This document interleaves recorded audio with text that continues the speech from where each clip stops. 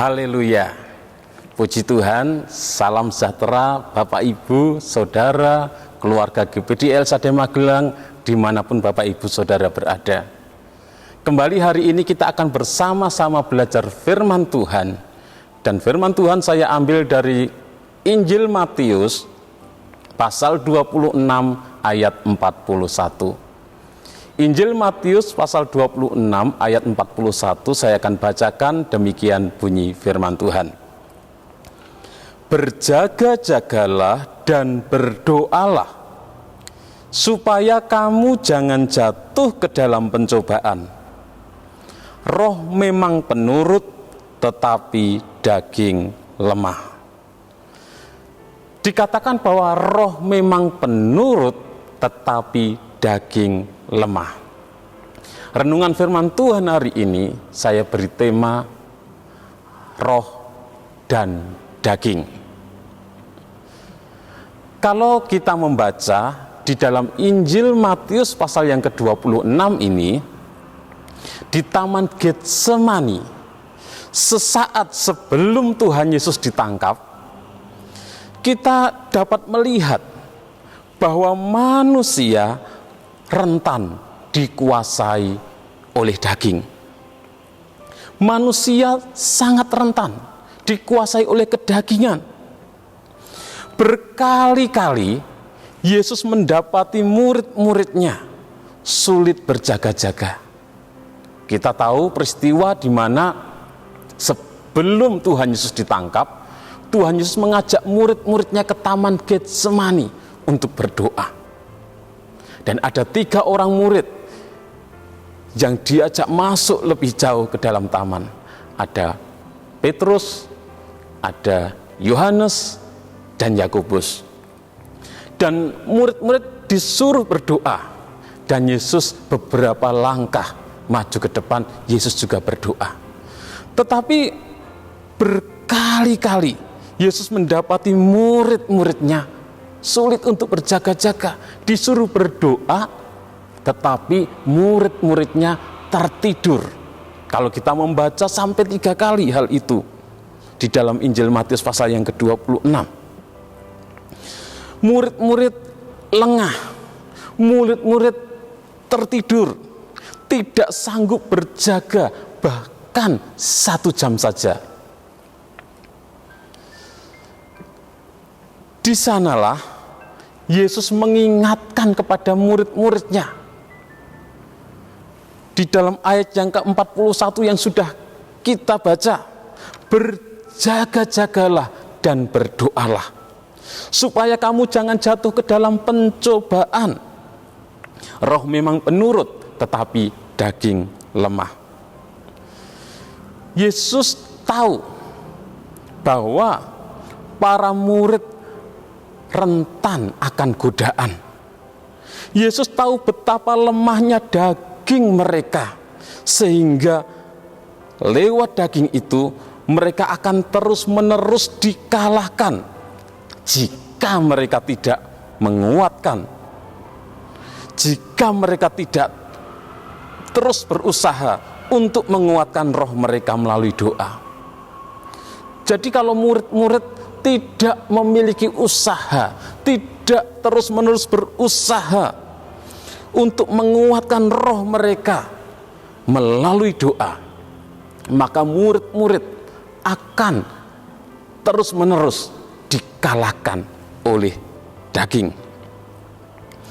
Ini adalah peringatan yang berlaku bukan saja bagi murid-murid yang ada bersama dengan Yesus pada waktu itu, tetapi ini juga sebuah peringatan bagi kita sebagai umat-umat Tuhan, kita orang-orang percaya, kita anak-anak Tuhan yang hidup di zaman sekarang. Ada banyak godaan yang ada di sekitar kita. Kita orang-orang percaya yang hidup di zaman sekarang ini, ada banyak godaan dari berbagai sisi, melalui media sosial, melalui hiburan, melalui pertemanan, melalui lingkungan, melalui gaya hidup, dan lain sebagainya. Dan semua itu bisa membawa berbagai godaan yang dapat menjatuhkan kita, umat-umat Tuhan, anak-anak Tuhan. Roh itu penurut, namun kedagingan kitalah yang seringkali menjadi titik lemah untuk diserang. Dan lewat kelemahan daging inilah banyak anak-anak Tuhan yang jatuh ke dalam pencobaan. Lewat kelemahan daging inilah banyak umat-umat Tuhan yang menyerah pada godaan yang ujungnya pada dosa. Itulah sebabnya Rasul Paulus mengingatkan dengan jelas di dalam Galatia pasal yang kelima ayat 16-26, betapa pentingnya kehidupan yang dipimpin oleh Roh agar kita mampu mengatasi keinginan daging. Jadi betapa pentingnya hidup kita sebagai anak-anak Tuhan, hidup kita sebagai umat-umat Tuhan untuk dipimpin oleh Roh agar kita dapat mengalahkan, kita dapat mengatasi keinginan daging. Dalam Galatia 5, saya bacakan ayat 16 dan 17 dikatakan, maksudku ialah hiduplah oleh Roh, maka kamu tidak akan menuruti keinginan daging. Sebab keinginan daging berlawanan dengan keinginan roh, dan keinginan roh berlawanan dengan keinginan daging, karena keduanya bertentangan, sehingga kamu setiap kali tidak melakukan apa yang kamu kehendaki. Jadi penting bagi kita untuk menyalipkan daging, untuk menyalipkan keinginan daging ini, lengkap dengan segala hawa nafsu dan keinginannya yang meliputinya.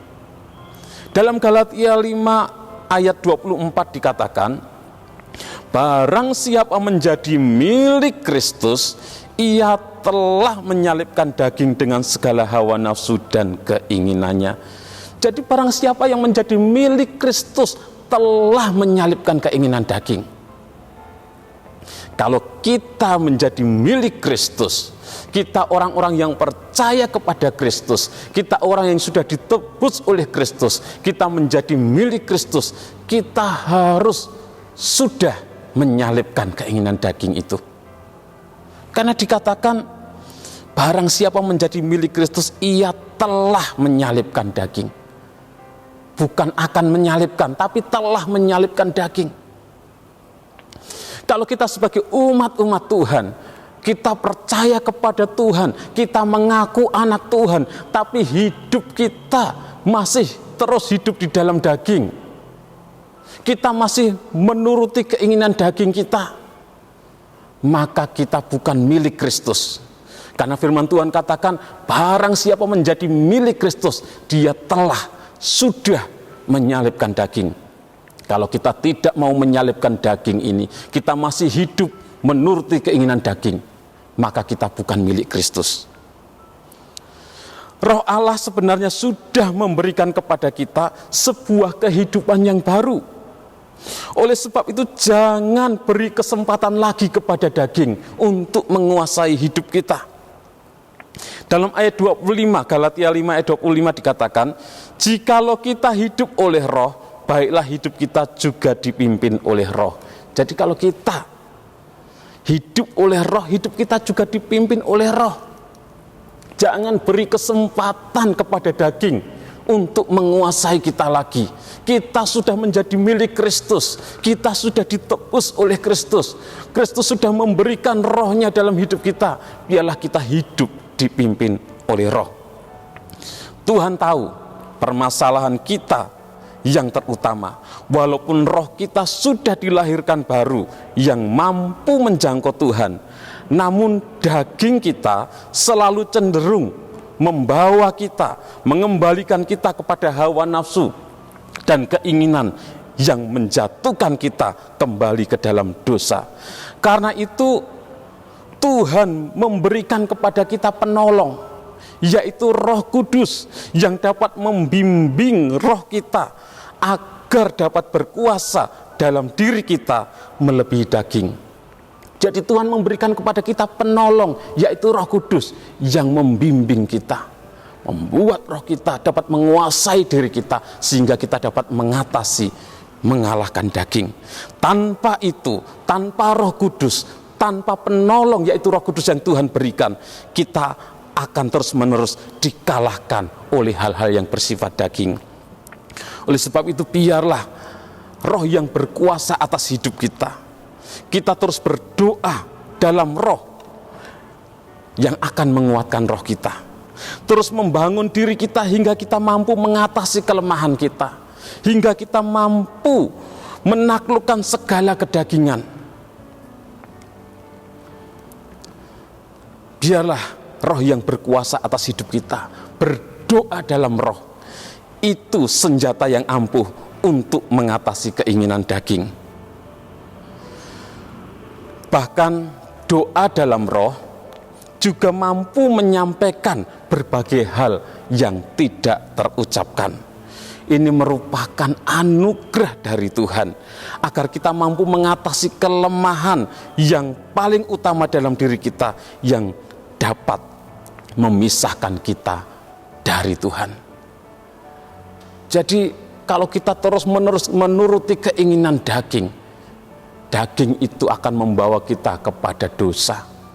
Itu yang akan memisahkan kita dari Tuhan. Sebagai anak-anak Tuhan, biarlah kita terus hidup di dalam roh, memberi kita dipimpin oleh roh. Kita terus bertumbuh dalam roh agar kedagingan yang lemah tidak menguasai kita. Kita terus bertumbuh di dalam roh, berdoa terus di dalam roh, yang akan membuat roh kita juga bertumbuh, yang akan membuat kita semakin kuat, yang akan memampukan kita mengalahkan daging yang lemah itu. Bapak Ibu Saudara yang kasih oleh Tuhan, bukan suatu kebetulan kalau di bulan November ini, ya, di gereja kita GBD El Shaddai Magelang mengadakan doa, mengadakan puasa, dan setiap hari Senin sampai Jumat jam 6 sore ada doa di gereja.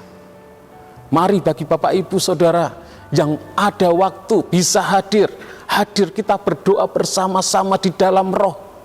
Kita terus membangun roh kita, sehingga ketika roh itu Tuhan ada dalam hidup kita, itu akan memampukan kita, akan menolong kita untuk kita mengalahkan keinginan daging.